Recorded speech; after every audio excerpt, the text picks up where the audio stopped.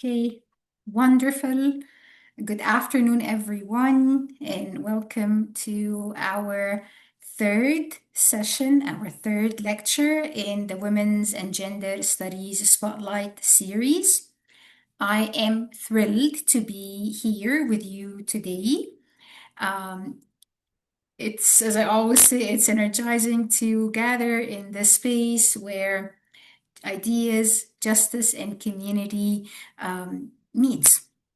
The WGS Spotlight series is a monthly forum that lifts up the work of scholars, that lifts up the work of activists, artists, and community leaders. Those who are shaping the discourse of gender, sexuality, race, power, and justice. Think of this series as both a celebration and a call in. A celebration and a call in to learn, to reflect, and to engage. For those who I have not met yet, I am Nermeen Alam. I am directing the Women's and Gender Studies program here at Rutgers University at Newark. We are honored to welcome today Dr. Anthony Warina. Dr. Anthony Warina is an assistant professor of sociology at Rutgers, Newark. Dr. Warina's research sits at the intersection of race and ethnicity, gender and sexuality, and risk. He is especially interested in qualitative approaches to health inequality and illness perception. His recent work focuses on queer men of color and their navigation of the contemporary HIV/AIDS epidemic. He is also studying how interactive digital technology, how it can support well-being among marginalized communities. His current research examines how people at risk of severe mental disorder, how do they build meaningful online and offline communities through video gaming. Fascinating, right? This is scholarship that brings together health and inequality, that brings together relationships and risks, technology, and gender. Dr. Marina's today's talk is titled Mediated Protection: How at-Risk Communities Navigate the Technological Social Health. Dr. Urinas, in his talk, will examine the social dimension of health. How, specifically, how communities labeled at risk, how do they engage in protective behaviors? He revisits his fascinating earlier research on disparities in HIV prevention adoption, and he introduces new work exploring the palliative potential of video games for those experiencing social isolation. By placing these two domains side by side, HIV prevention and digital play, he asks, what can they teach us? What can they teach us about how people pursue wellness under conditions, how people pursue wellness under conditions of uncertainty? His work reminds us that risk is social, that protection is relational, and that wellness is rarely an individual project alone. Please join me in welcoming Professor Warinas.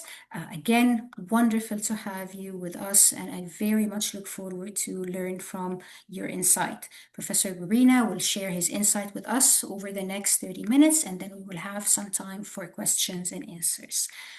Again, pleasure to have you in our series. I will turn it now to you, Professor Warina. Wonderful. Thank you so much for that introduction, Edwin. Give me 1 second while I share my screen.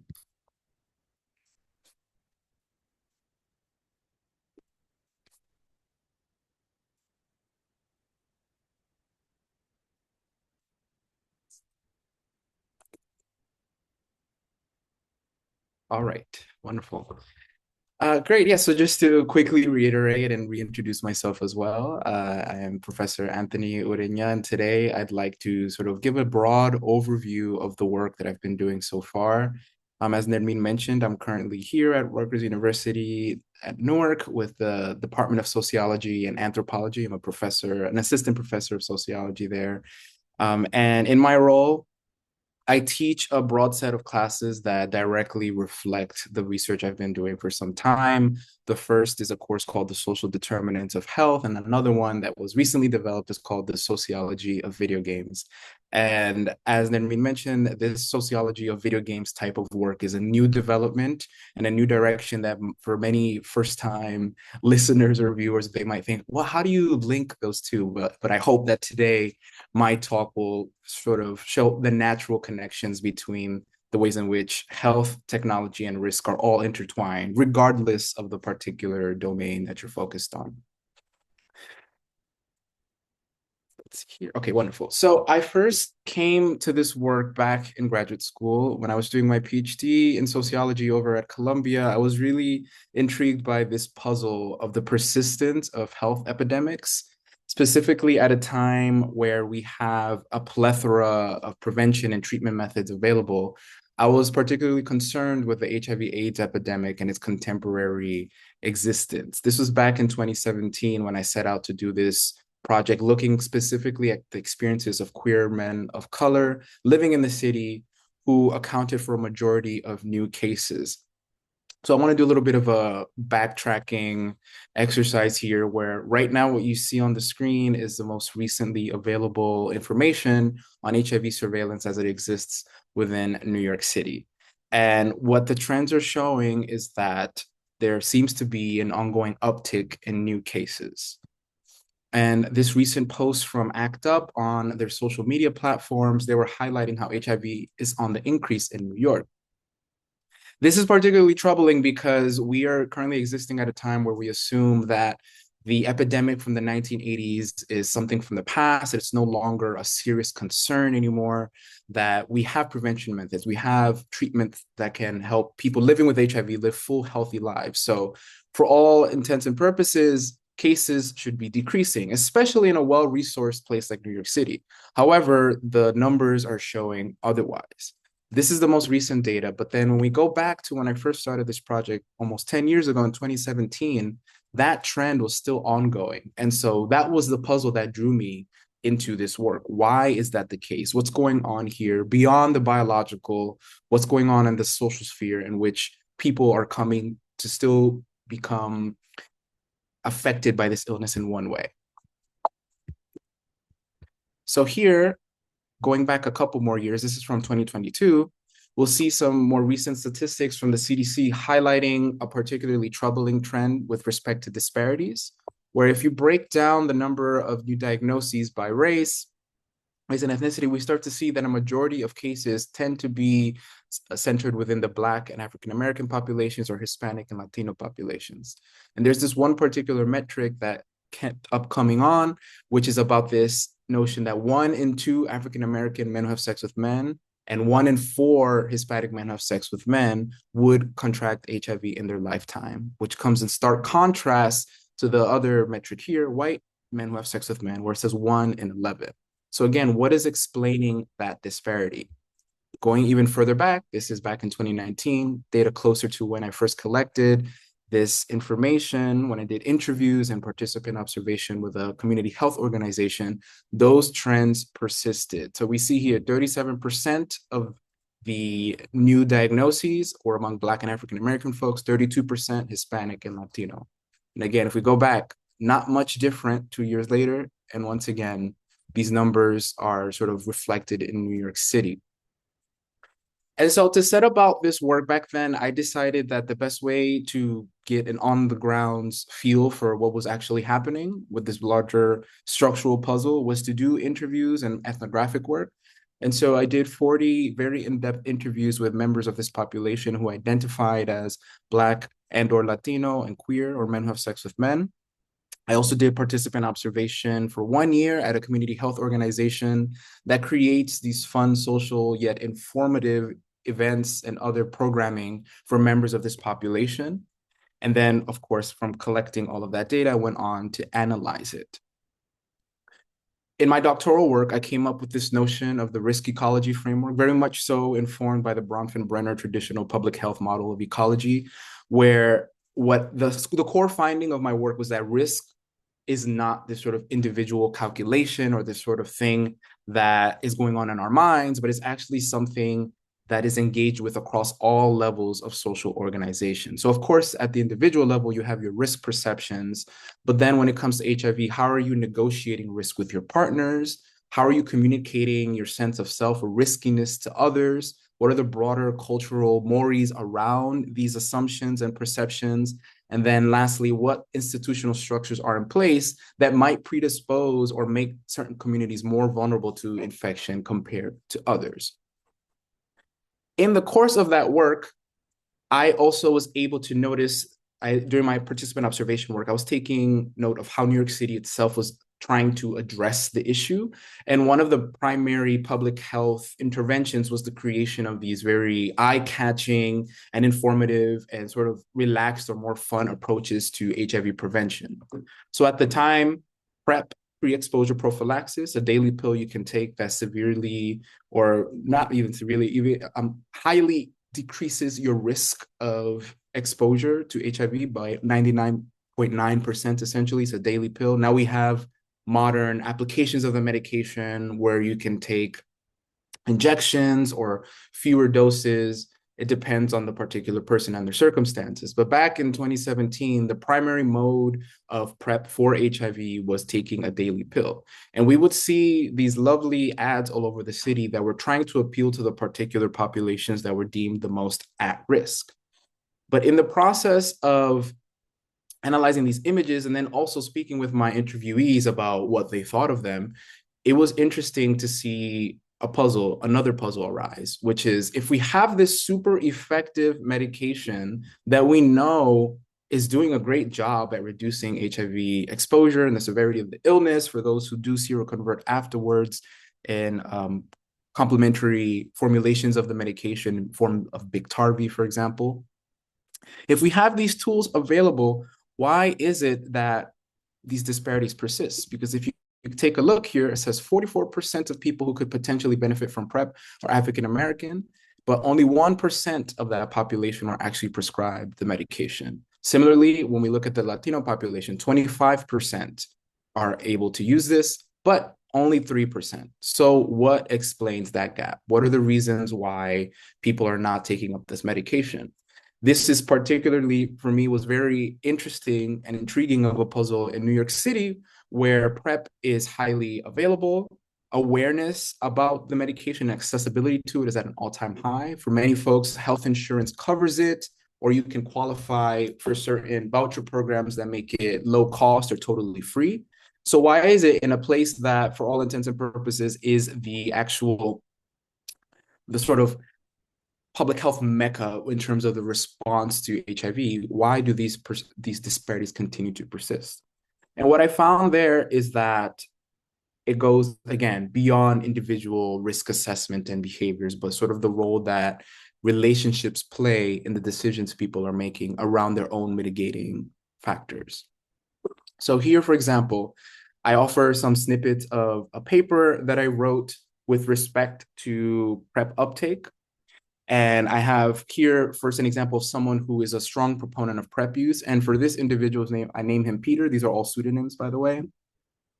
He says he's considering his own identity as a Latino and white gay man in conversation with his black peers within the queer community. And he's noticing how PrEP itself is sort of a community imperative in his eyes. So he says, Black men deal with things differently because of the way other things have affected them. The war on drugs, mass incarceration, all that type of stuff, certain cultural things between them. I think A, I always owe it to myself first. B, then I do owe it to other people to make sure I know my HIV status at all times. I've been on PrEP for almost 3 years now. I'm also concerned about other STDs. Personally, I know other people who have sex just as much as I do, and they get only tested once every 3 months. And I'm like, that's insane.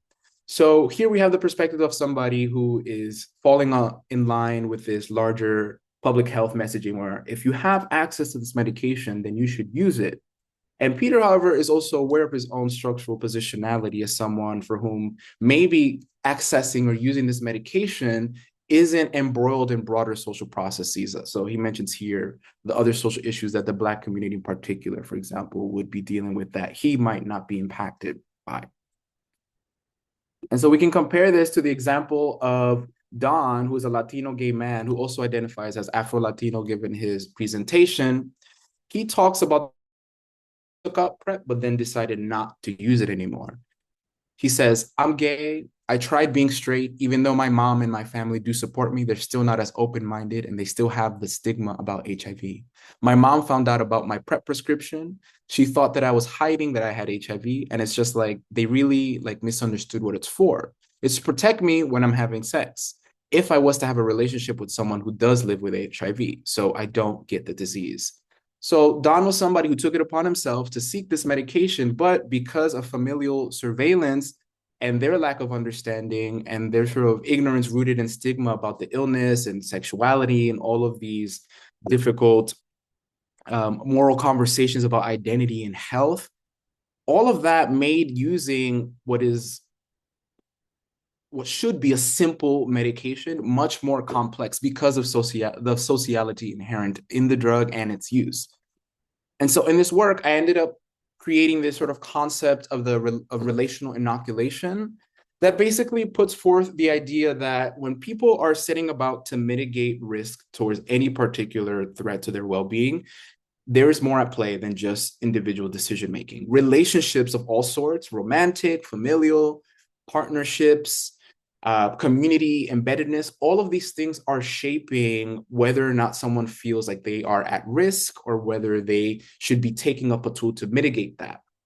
And so the concept of relational inoculation is the sense that the closer or the stronger an individual's bonds are to these very important social ties in their world, the greater their sense of protection.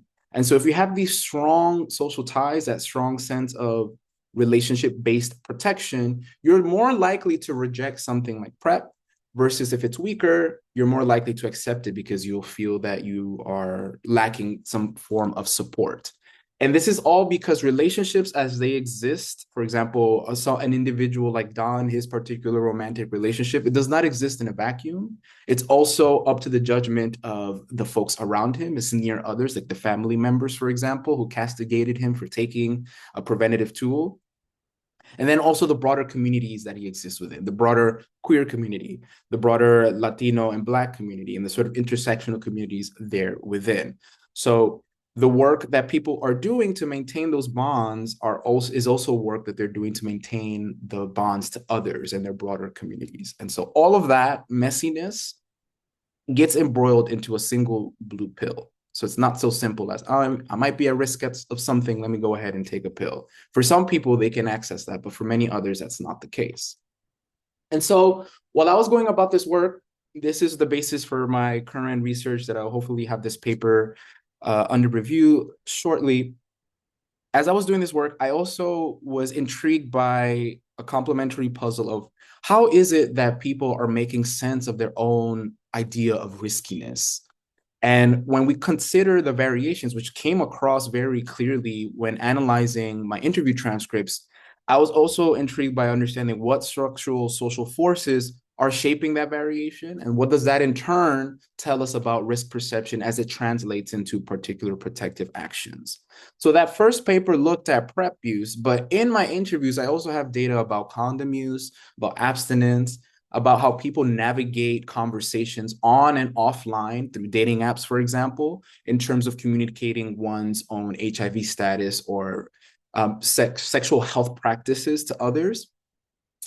And in looking at this data, it became clear to me that people are very much so contending with an ascribed riskiness versus their own sense of what that is. And so I want to offer a few snippets of the interviews that better conceptualize a typology that I found to come forth through this work.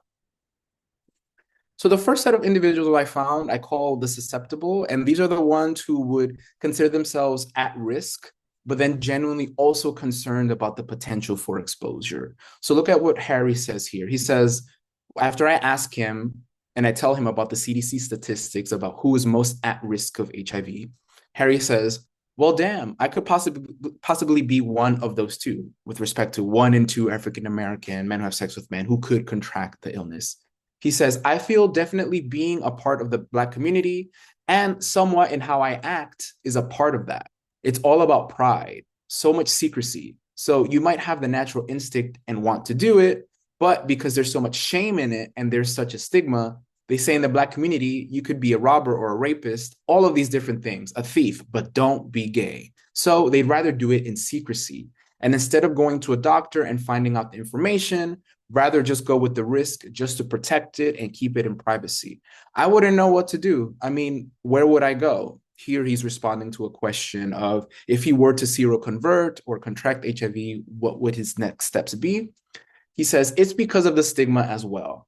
I don't have any support from my parents, and I'm about to start a 7-day week schedule on Monday between school, work, and internship. So Harry here is showcasing how he very much so sees himself reflected in these earlier statistics that I showed at the beginning of this talk. And more so, he's worried that should HIV ever come to be a part of his lived experience, he wouldn't know what to do and would have genuine concern over the potential negative health and social impacts this would have on his overall well-being.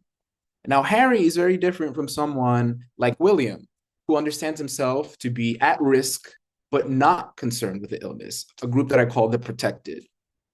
Williams says, honestly speaking, I just think that now that there's more treatments and there's more knowledge on it, a lot more people are more open about being positive, HIV positive in this case.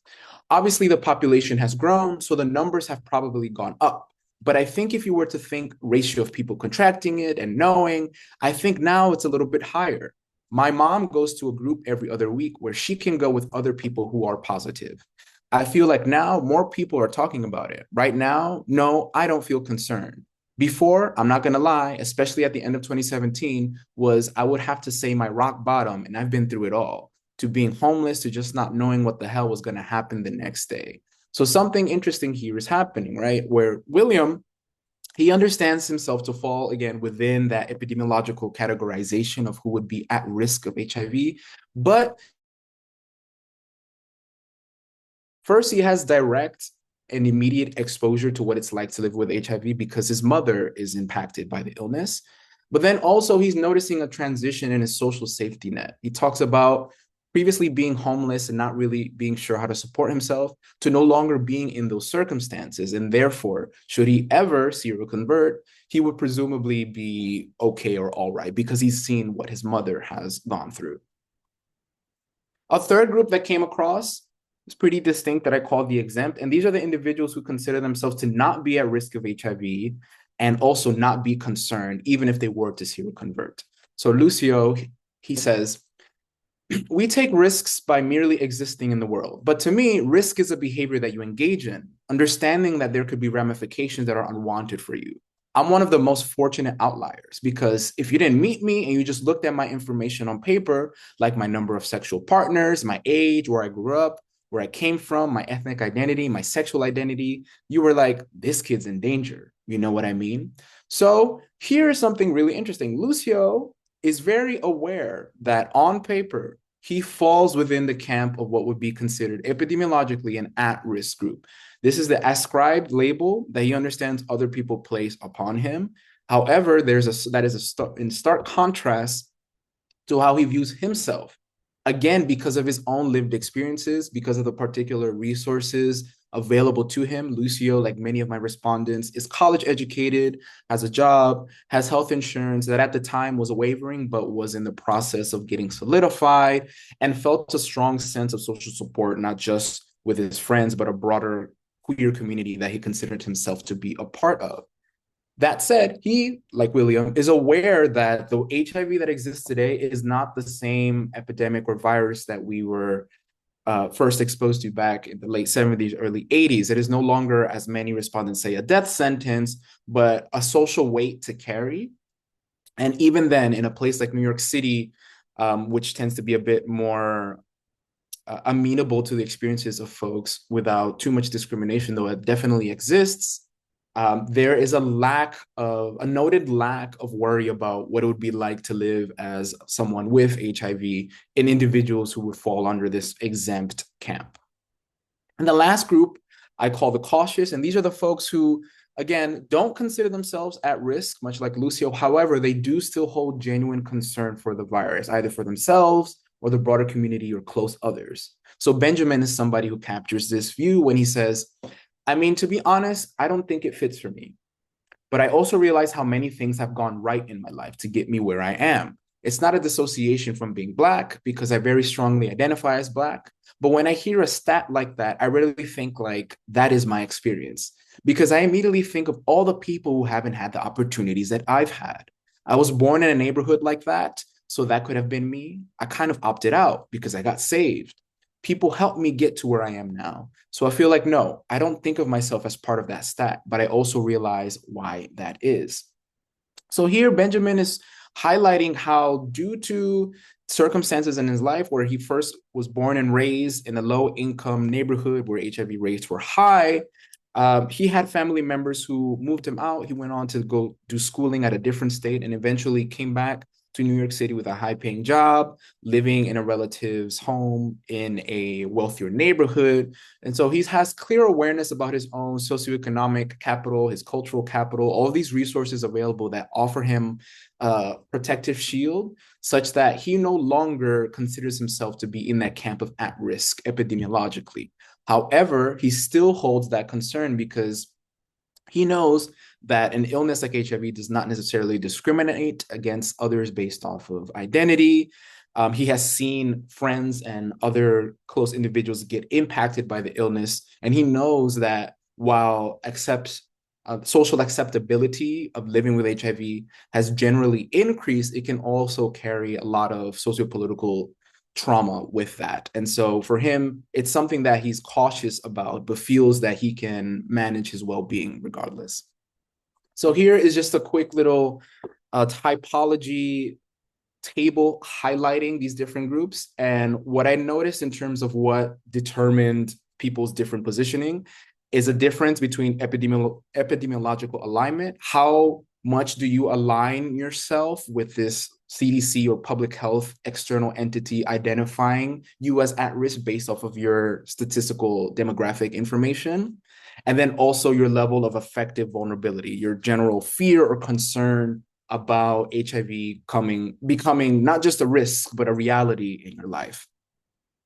And in this work, what I'm highlighting is that there are broader social processes that drive, again, this scale, like how closely you feel aligned with epidemiological analyses and assessments versus your own sense of fear. That is also a product of broader social interaction, specifically how one fits and presents themselves to their others within their communities, their family members, their friends, and sort of moving beyond this notion of respectability for some folks, especially those who consider themselves protected or even the exempt, this idea that they have to present a self that is not risky, because if you are risky, then you are not someone worthy of respect. But as individuals who are at risk within a broader group that is already determined to be at risk, if you consider, for example, the broader amalgam of the Black community in New York City, for example, within that, those who would be considered most at risk of HIV are the queer individuals. So for folks who fall in this sort of nested categorization of riskiness, it's not enough to be respectable. It's almost like you have to be exceptional and push beyond the structural barriers that are underlying one's sense of vulnerability. So all of this risk disposition translates into how people are engaging, not just with PrEP, as I mentioned in the first study, but condom use, the conversations and the willingness to be open with partners, how they present themselves online, either on dating apps or social media, and how it is that they go about meeting other folks. Because sexuality, as we understand, is a part of the human experience, but within these more vulnerable marginalized populations, it is something that impacts how people are connecting, which has clear impacts on their overall health and well-being. And so in the course of that work, going through the transcripts and recounting the experiences of the participant observation work I did, some of the questions I had with respondents were about exactly that. How do you meet people? How have you been finding not just your romantic or sexual partners, but also your friends? Who are you hanging out with? What are you doing? At the time, this was pre-COVID-19 pandemic when the world was quote unquote normal, whatever that was back then. It was not uncommon for folks to go out to bars, to go to clubs, and things. We've sort of returned to that sense of normalcy in a way, but heightened too was a use of interactive digital technologies. And so here I'm talking about social media, of course, but then also video games. I actually do have some excerpts. I don't have them on the slides, but I have excerpts from the interviews of individuals talking about how they met some of their romantic partners playing at an arcade or on online gaming, or how they deepen certain bonds with close social others through video games. When the COVID-19 epidemic hit us and everyone was under quarantine, we became drastically aware of the loneliness epidemic and the risk of social isolation. And during this time period, people also gravitated to interactive digital technologies like social media to stay connected, but then also video games. People picked up video games at an alarming rate, even folks who do not consider themselves as aligned with that identity of a gamer. Many people bought a Nintendo Switch and picked up a game called Animal Crossing, for example, where you control these little creatures on a fictional island as an escape from the horrors of the world and as an attempt to break through the potential heaviness of isolation. And so I became really intrigued about, well, yeah, this is something that goes hand in hand with the experiences of this population that I study and that has informed my understanding of the world. But also, how does this apply more broadly, right? So loneliness itself, there is what's being called the social isolation or loneliness epidemic in the world. In the US, there's a lot of ongoing research to highlight how this is a very pressing issue, but it's also of global concern. So a CDC study back in 2024 highlighted how 1 in 3 adults in the US feel lonely, and about 1 in 4 feel like they lack social and emotional support. A study from Schumacher and et al. Highlighted how this experience of loneliness is also, unfortunately, impacted by disparities. And so Black, Hispanic, and Asian adults, somewhat less likely than white adults to report having a robust local social support network. There's works in physical and mental health and well-being. And then some statistics here highlighting how larger shares of LGBTQ adults, Black women, folks who are low income or working class, folks within certain age ranges are at greater susceptibility to feeling socially isolated or lonely. And this has very clear and direct and established through the science impact on one's overall well-being. There's an increased risk of diabetes, earlier death, dementia, depression, and anxiety. All of these somatic experiences of the trauma of loneliness are serious and unfortunately are beholden to racial, gender, and sexual disparities. And so during the COVID-19 epidemic, it became very obvious to many people, very apparent that while social media and other digital technologies offered a sense of reprieve from social isolation, it also led to maladaptive behavior. So here in this sort of infographic created by the nursing school over at Regis College, they talk about how oftentimes when people are experiencing loneliness, they tend to cope with it by using social media, playing video games, online activities, essentially bridging that physical gap that we were lacking through the use of online digital technologies. However, as psychologists have highlighted in their work, a lot of these interactive digital technologies function on playing with the brain's dopamine processing, and therefore they become addictive, and it becomes harder to use these in a mindful and healthy way to the point where it can actually worsen social isolation. People might recede from society outright just because they're finding greater enjoyment in these digital worlds or the online world that is safer in their view compared to what is out there. And now, however, when I found this research, I also was hit with this question of, well, is that actually true? What's going on here? Are video games part of this problem? Or are they a potential panacea? Because my own anecdotal experience, but then also talking to many people who endured the COVID-19 epidemic and found reprieve through video games and other interactive digital technologies, I wondered, is there some nuance here that is not being captured? So what I have on the screen right now are examples of the ways in which video game technology in particular have been mobilized to improve in-person social interactivity. On the upper left-hand side is the facade of a place called Barcade. It's quite literally, as the name suggests, a bar that is also an arcade where you can play games and then catch up with friends or whoever. Upper right-hand side, screenshots from the game Pokemon Go, which was a huge phenomenon back in 2016. The idea is that you go out into your physical environment, your neighborhood, to connect with friends and strangers alike while you go and catch these Pokemon. The bottom left-hand side is an art exhibit that was done. I believe this was in Italy. They did this thing where they brought arcade cabinets and put them out in a social plaza just to show that it did not make people want to be more socially isolated. It actually brought a broader sense of connectivity. And the bottom right-hand side is an infographic highlighting the Nintendo 3DS console and one of its technologies, where if you pass by a stranger who also is carrying their console, you can exchange information. You can exchange information in the form of different Pokemon, different benefits in games, like fun little stickers. It's very PG, family-friendly information that it's shared, but still it creates this sense of closeness with known and unknown others. So that has led me to this current research, which is, again, what is the potential palliative impact of interactive digital technology, specifically for individuals who fall within these broader, vulnerable, or marginalized populations? Because as we understand that if loneliness impacts populations differently across the lines of race, gender, and sexuality, in a negative way, then what happens when we look at the potential positives of that and what are the variations telling us about the world? And so one way that I've gotten to do this is by doing some ethnography at these large-scale video game conventions. I have a little video clip here. There's no audio here, but just so you can get a sense of the scope. This is over in Boston at their convention center. Hundreds of thousands of people come to this convention every year. It's called the Penny Arcade Exchange PAX convention. People go there to learn about new games, to play games.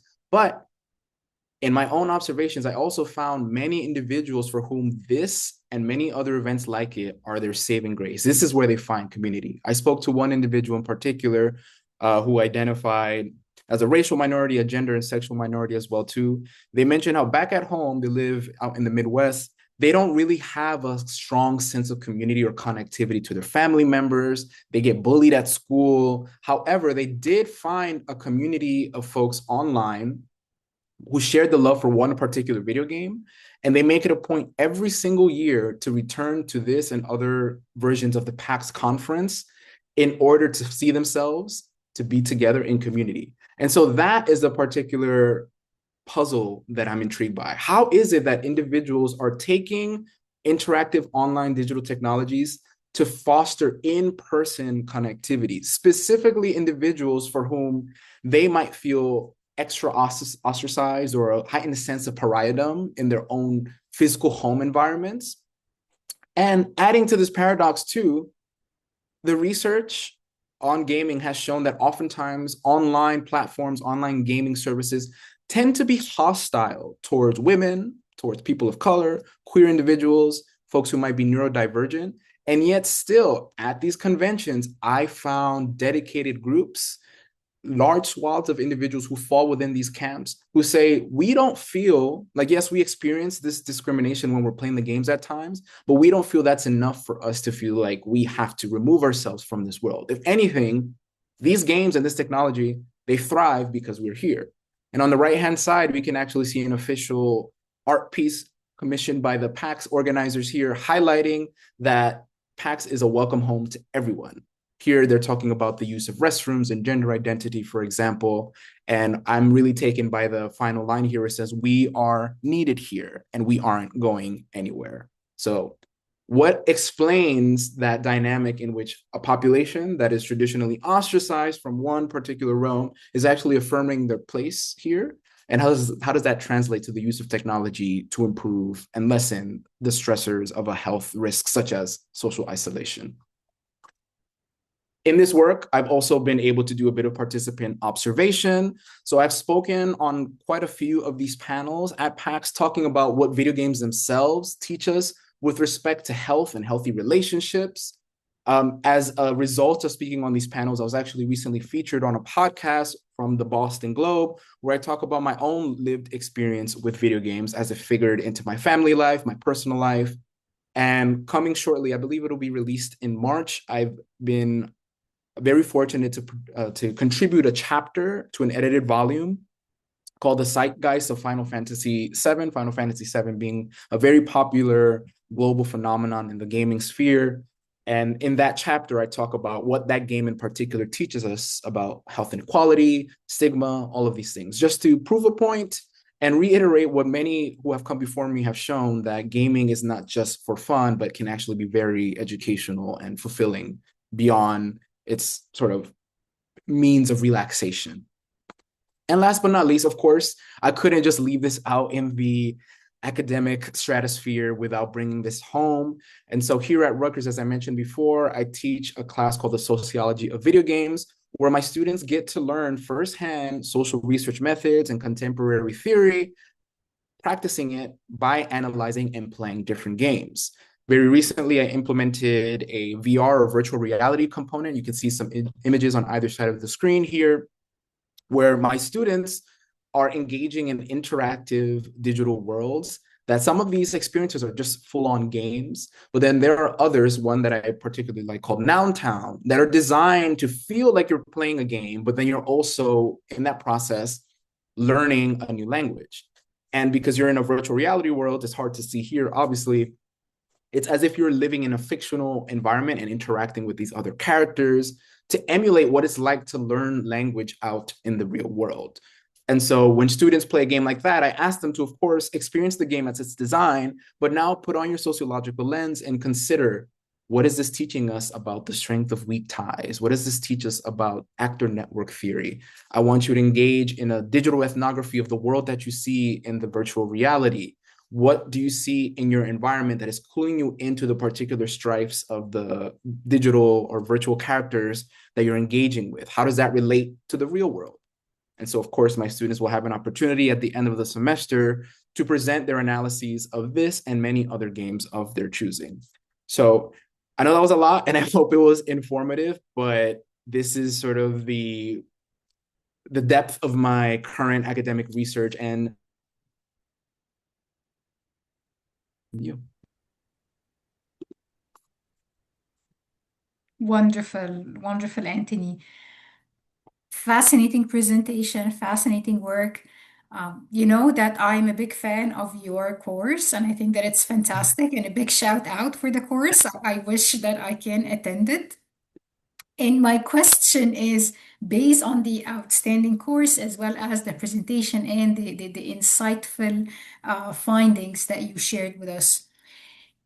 As an expert in this landscape, Anthony, I was wondering if you can tell us a little bit about, and I know like my question is almost a question slash comment. Yeah. Yeah, those ones that we really, really love at conferences. But you know, the gaming and the online Mhm. landscape, was it imagined, was it developed to be a space where you build group and solidarity and belonging, or Mhm. was it rather appropriated by groups who made it a space to build, you know, solidarity and groupness and belonging? Absolutely. That's a great question.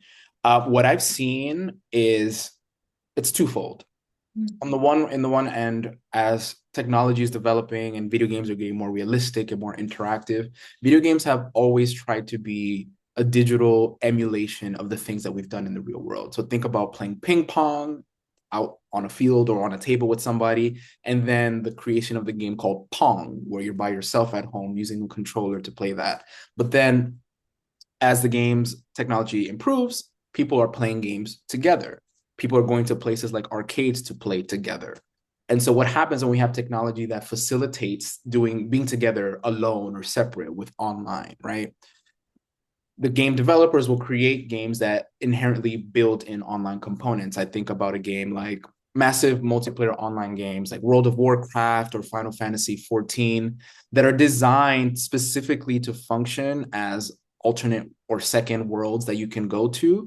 And you must interact with others in order to play, much as you must interact with others as you go out in the world. So on the technological basis, on the game design basis, people created to emulate the world that we live in, and also because it's just fun. But then, as users are interacting, it's sort of a co-produced experience. They are deciding to create their own communities, especially the populations who feel marginalized. So, Final Fantasy 14, which I just mentioned, is a prime example of that, where a lot of members of the LGBTQ population find a sense of community and reprieve that exists online that goes beyond just texting somebody on Instagram or a Discord group chat, but actually engaging in missions together and building histories in the ways that when we go out and do things with friends and family, it is also building our shared history and deepens our social ties. And that has also led to the phenomenon of people who are meeting strangers online in healthy ways and then going out to meet in person on top of that. Anecdotally, I think about a friend who had his wedding, his best men were individuals friends he made playing a game called Call of Duty, which is very violent and not so family friendly in many regards, but still, it was telling that someone who you would consider not so like emotionally open, that game facilitated for him an opportunity to connect with others, and it deepened this sense of brotherhood digitally that transferred out into the real world. I cannot forget, I cannot forgive the Call of Duty game. Yeah. Like the way it portrayed my people. Oh, yes, absolutely. Exactly. I There are cannot many forgive issues. them yet. Exactly. And that's exactly why I want to do this work, right? Because the content of the games as well, and there's this weird paradox. What do you mean there's connections happening from something that is also tied to a lot of negative things in the world, portrayals Yeah. of populations, the Arabic community, for example, but then also its ties to violence, right? And the concerns about our games promoting certain behaviors, maladaptive behaviors, are they worsening mental health, right? And so I want to take that messiness to highlight what's going on here and why is it that certain populations or certain groups fall in either camp. Yeah. No, absolutely. And you do it beautifully that the story is far more complicated than video gaming breeding isolation, but there's also certain ways in which that they're also opening venues and avenues for developing this connections, especially among marginalized communities. So Anthony, you talk about, and I love, how you beautifully lay out how risk is collective, right? Like risk Yeah. is not an individual thing, but risk is collective. And I wanted to ask you about in your interviews and in your work, Mm-hmm. what's kind of, and the question will be very social sciencey, which is Mm-hmm. in the sense of what is one of the strong determining factors in being, in taking on risk behavior. I love how you have Mm-hmm. this typology of personalities, but you talk a lot about, community ostracizing. So is Mm-hmm. community ostracizing also one of the factors that make people take on risk behavior? Absolutely, yes, too. So what I am seeing there for sure is this notion of communal expectations, right? Where I interviewed some folks that I'm thinking back to my work on PrEP, right? And the social reasons why people would choose to or not choose to use this medication. And I'm thinking on certain individuals who felt like in order to be a part of what they understood to be the gay community in New York City, you had to be taking this medication. Because if you weren't, then it is introducing many complications, not just for yourself, but then also the idea of what the community is viewed as to external others, right? So if the statistics are saying, for example, that this population has a heightened risk of HIV, but then that population is not using the medication, it leads down the slippery moralizing slope that unfortunately has never gone away, but contributes to the stigma that this population is the most at risk because they are being sloppy, they are being careless, they're not taking it upon themselves to engage in that moral imperative to protect oneself and one other. And so that for sure informs someone's decision to at least look into the medication, either through their own thinking, like, wow, I see that people around me are using it, so maybe I should do that. Direct experiences. I've spoken with individuals who, at the point of sexual contact, they'll have that conversation like, are you clean? Are you safe? Are you taking these medications? And they feel like, do I have to lie? Like, what's going on here? That's another thing that's specific about the technology of PrEP itself. You have to take it every day, but it's not like you take it at that point of contact. So Mm. there's a lot of assumptions being made about the safety or the riskiness of your potential partner. And so what I'm seeing here in this assessment of social moral risk dispositions, uh, people are doing a lot of internal work about how they make sense of themselves in order to shape the decisions and actions they take out in the world with others. Not just the decision to use a condom or use PrEP, but how do I communicate that to my partner when I jump on a dating app or when they interact in person? How do I communicate my safety to the people who care about me, my family members, my broader community, that type of thing? Because it's more than just the illness. It's again trying to fend off the social weight of stigmatization that comes with it. And all of that is embroiled in community expectations. Okay, that's wonderful. So it's not community in terms of your parent, your family, your friends, but it's in terms of also what kind of stigmatizing that you're bringing onto the community by not taking on these protective measures. Excellent, wonderful. Exactly that, exactly that. And if we can think about it this way, and I'm also, just to highlight things, I have one article out about this called Relational Risk in the American Sociological Review. I'm working on the second paper about the risk typology, but I'm also working on a book project that more comprehensively pulls everything together, especially the ethnographic component that isn't highly featured in my journal articles. But in that book, I talk about the broader puzzle of why is it the case that oftentimes we create these well-meaning, well-intentioned interventions, but in so doing, push away those who could benefit the most. And what I argue is that going back to this conversation about respectability, there's something more. If Mm, respectability is the work of ostracized or vulnerable or marginalized group trying to make the case that they are just as valuable as a dominant social group, what I'm seeing is that if we look at those who are deemed at risk within an at-risk group, in my case, Black and queer, Latino, queer men of color, they are not just having to be respectable, but then also exceptional. You have to mm, prove to those around you, like, look, I'm truly making sure that we are all okay by making sure that I'm okay. Even though I have all of these structural barriers that might be financial, educational, social, that make it difficult to do the right thing or the healthy thing, I'm proving to myself and proving to you that I'm making sure that the risk is gone. And so that's a heavy burden to yeah. bear. And many people can't do that, even if they want to, because of the sort of inherent communal messiness involved. And so that's what I want to bring to the fore, that it's never this sort of black or white conversation, but there's a lot of gray, even within either camp, that's shaping someone's ability to take on mitigating behaviors. Absolutely. Yeah, no, absolutely. And as you mentioned, it's heavy to have a representation of whole community falling on you almost, Yes. right? On Mhm. how you present yourself and the kind of risks that you are willing or not willing to take. I Mhm. have one last Yeah, question. of course. I loved your discussion on the emotional, the emotive, and the affective part of it. Do you Mhm. have any Mhm. work coming out on the affective part of the field work and the affective dimension of the project? Absolutely, yes. I feel so inherently much of this work is effective. It's all Mm, about emotion too. In my first article too, I opened up with this vignette about an individual who, when I first interviewed him, he was HIV negative. He was a wonderful dancer. We meet in this beautiful dancing hall. mm, But then because of work scheduling issues, we have to reconnect at a later date. And months later, he comes to me and tells me that he became HIV positive and he's living with the illness. And that was very shocking for him and even for me as a respondent, given my first initial impression and interactions with this individual. In the second paper, I sort of bring that emotive component to the fore a bit more because what does it mean to feel fear about an illness, especially at a time now where again HIV no longer is the death sentence it was, mm, but the stigma, the social weight, the burden, the social death that people call it.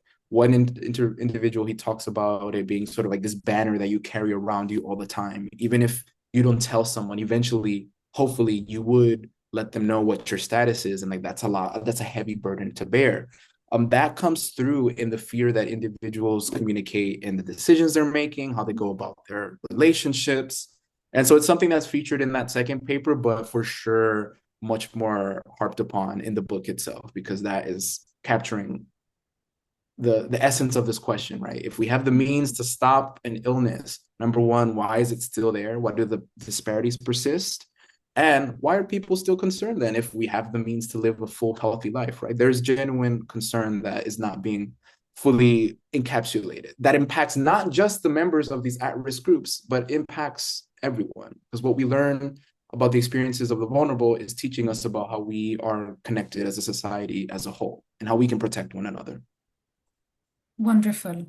Well, thank you so much again, Professor Brenya, for your outstanding and your thoughtful presentation and lecture. It's really, really touching to see how even in under uncertainty, people also find ways to make community. Right. Um, I also want to thank those who were here attending the lecture for your presence. Please keep bringing your curiosity. I hope also that you will join us for our upcoming events. Our upcoming event is the Women's and Gender Studies Symposium, the flagship event for our program. The symposium will take place on March 23rd. The symposium will address the gender backlash and democratic backsliding. Keep an eye on your inbox for details. Thank you again, Professor Werenia, and thank you for everyone for bringing your curiosity and your voice in the room. On behalf Thank you of the so much. program, thank you for joining. Okay, wonderful. Thank you again. It was